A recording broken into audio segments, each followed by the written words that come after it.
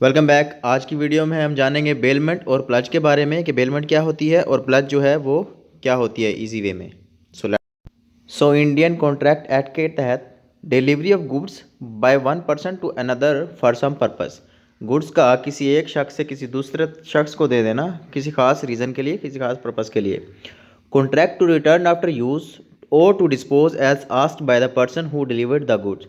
इस contract bailment के अंदर जो है जो कोई भी चीज़, एक चीज़ जो किसी दूसरे शख्स को किसी खास पर्पज़ या किसी खास काम के लिए दी जाती है, ठीक है, कोई एक कॉन्ट्रैक्ट के तहत, ठीक है, वो कॉन्ट्रैक्ट, उस कॉन्ट्रैक्ट के तहत वो चीज़ उसको ख़ास अरसे के बाद वापस कर दी जाती है या उसको डिस्पोज कर दिया जाता है, बसूरत अगर देने वाला इस बात को मुतमहिन करे। ठीक है, बेलर, दो पार्टीज़ होती हैं इसके अंदर। एक बेलर होता है हु गिव्स, जो देता है वो बेलर होता है। एक बेली होता है हु टेक्स, जो लेता है वो बेली कहते हैं। ठीक है, तो बेलमेंट के कॉन्ट्रैक्ट के अंदर दो तरह के जो मेंबर्स होते हैं। एक बेलर होता है जो चीज़ को सुपुर्द करता है किसी के, और दूसरा जो लेता है वो बेली कहलाता है। ठीक है, बेलमेंट क्या है? ट्रांजैक्शन है, चीज़ का किसी दूसरे को देना किसी खास।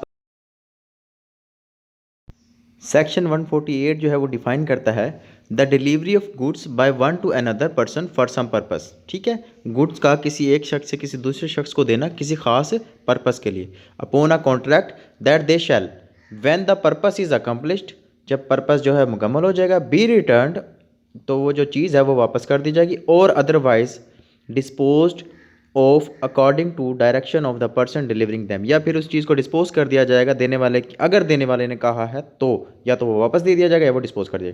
The person delivering the goods is called the bailor and the person to whom goods are delivered is called the bailee. जिस तरह के पहले हम बता चुके हैं, जिस शख्स ने अपनी वो गुड्स या मलकियती सामान किसी को दिया है किसी खास पर्पस की ड्यूरेशन के लिए, वो जो है बेलर कहलाता है और लेने वाला बेली कहलाता है।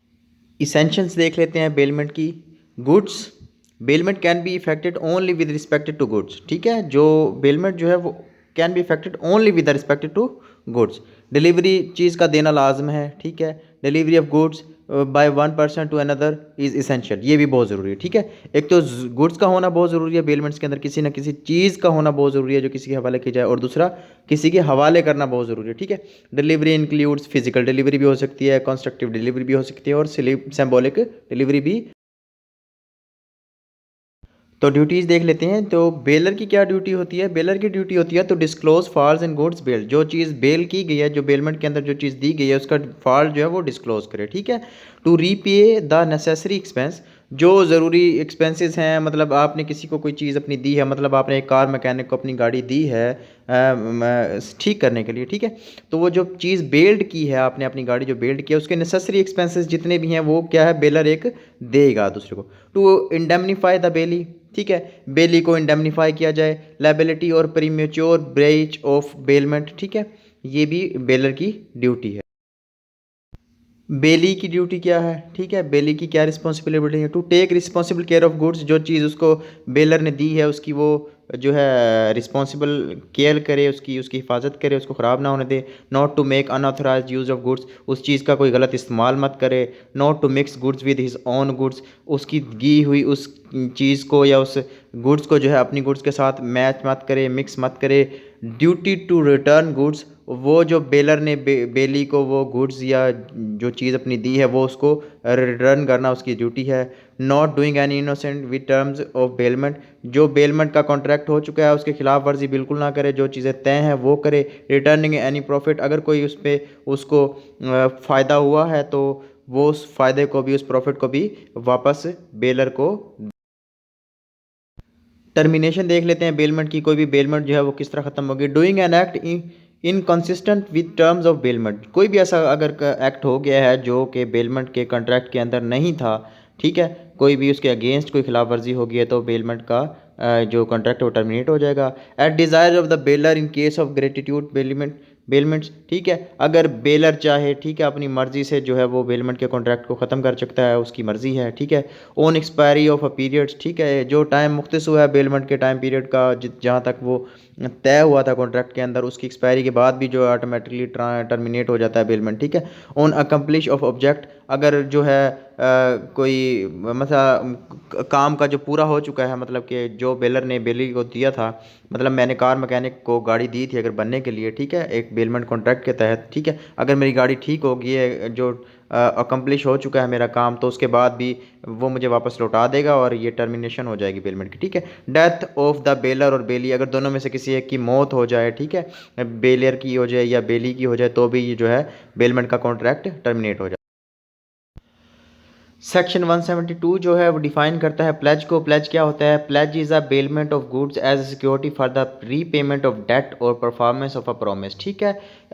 किसी भी डेट को रीपे करने के लिए जो है वो प्लेज किया जाता है, ठीक है, गुड्स को एज अ सिक्योरिटी के तौर पे, ठीक है। मैंने किसी से कोई उधार लिया है, ठीक है, या मैंने कोई प्रॉमिस किया है उस उधार को रीपे करने का, तो उसकी सिक्योरिटी एज अ सिक्योरिटी मैं अपनी गुड्स को जो है वो बेलमेंट के तौर पे रखवा दूंगा, ठीक है। जिस तरह हम गिरवी कहते हैं, मकान को गिरवी रखवा के किसी से उधार के पैसे उठा लेना, ठीक है, बैंक से लोन ले लेना, किसी गाड़ी के कागजात उनको जमा करा के, ठीक है।